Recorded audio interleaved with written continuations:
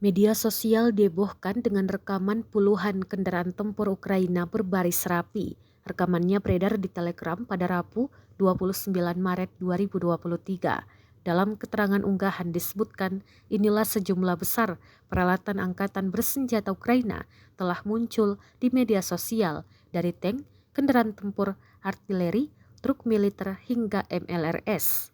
Tempat dan waktu pengambilan gambar tidak disebutkan, tetapi diduga posisi pasukan Ukraina ini berada di Bakhmut.